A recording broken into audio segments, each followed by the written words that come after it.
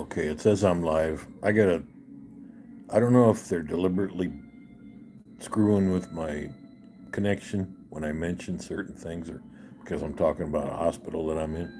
They they made me wait a day so they could charge me. Now they're waiting another day after they went inside my heart. They In June I had a heart attack and they put three of my arteries blocked. Three of them. They put two stents in two of them and didn't touch the other one.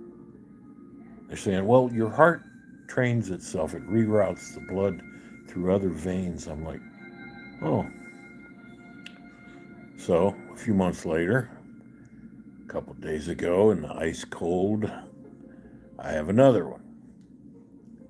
Troponin levels, they say. The first one, it's normally less than 20. It's an enzyme that your heart creates. It's supposed to be under 20. First time, it spiked to 22,000. And that's like, you should have died, maybe. This time, it was slightly different. So I actually drove myself to an emergency room with Mount Carmel Medical Hospital Centers, Columbus, Ohio. Canal Winchester I drove to. And they said, well, your levels are at like 500. So you caught it in time. You got here in time. I'm like, oh, that's wonderful. So what do? They start pumping me full of drugs and shit again. No explanations. I say, you tell me don't eat salt, cut back on my salt. And yet, oh, they took the bag. They've been having me on IV drips with drugs in a saline solution, which is, and it says right on the bag, sodium chloride. That's salt. That's fucking table salt. So they're putting gallons of fucking salt into my body. At the same time, they're telling me cut back on the salt. They won't give me salt with my food. It's like, and I asked each one of them. They no explanation. So I'm doctor saying. So anyway, so they finally I got like no sleep because it's noisy as shit in the hallways. They're having a good time out there. Any hospital you go to, they're having a good time out. And even with the door shut, they're having a good time out in those hallways, at the nurses' stations. Just partying down. So I got very little sleep, and they come and go every few minutes, trying to stick more drugs into you so they can charge you. 24-hour countdown. Thanks for your service. I'm not in a military. So they come and they get me actually quite early in the morning. The surgeon comes and talks to me, and the dude's name is Sheik. So he's like from Saudi Arabia or buttfuck Egypt. Who knows? That doesn't make him a bad guy. He's a surgeon, but he was a bit of an asshole. Kind of rude. Because I told him, I said, no more of these, you're not putting more of this shit in me, blood thinners in me.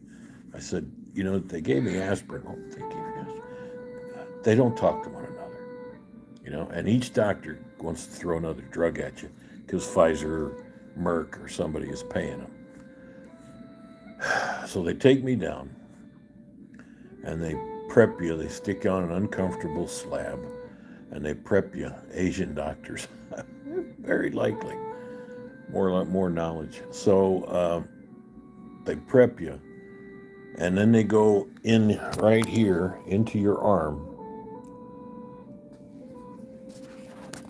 They give you some kind of weird painkiller, but you're conscious the whole time. So they're going in, and it's like you can't quite tell if something's inside your heart. So he's going and he's being really loud about it and shit, And they're doing this and they're doing that, and he goes in, and it turns out the third artery that they failed to fix in June. Now suddenly they're working on that artery, because there's no blood flow. It's 90% blocked. You knew that in June. Why didn't you just put a third stent in instead of just the two, because they want you to come back. That's why. It's a good chance you're going to have another. Well, that's because you guys plan it. They'll never admit it, but that's what it is. So he puts 2 stents into this third artery. So now all the arteries are open, supposedly. And they're saying, well, you know, those drugs, they gave me 9, 10 different drugs. They're taking me off this one, putting me on that one. It's all about the money, and it's about, it's about experimenting on us. How to soft kill people, especially old people. That's what it's all about, and they're hitting my not Social Security, but my Medicare.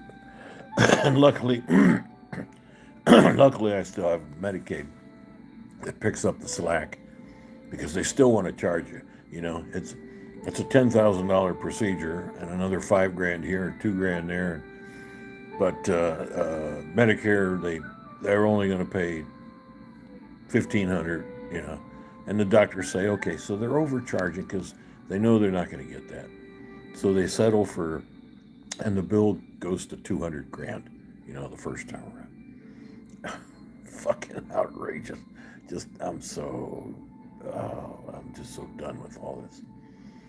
So anyway, he goes and he puts a couple of stents inside your heart, which is it's like a plumber just shoving something into a clogged pipe, and then, it's spring loaded and it opens up.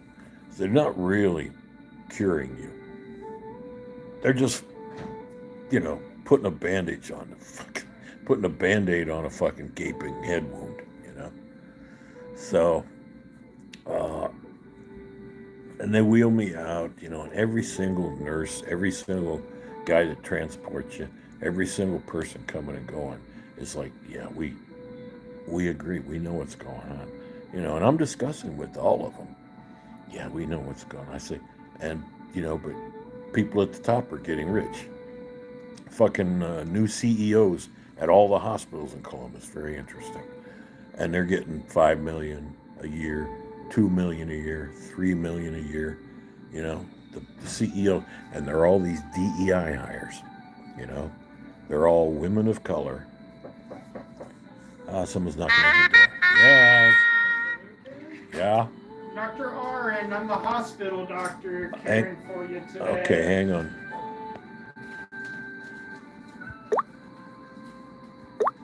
Okay. Yeah. I missed seeing you earlier because you were down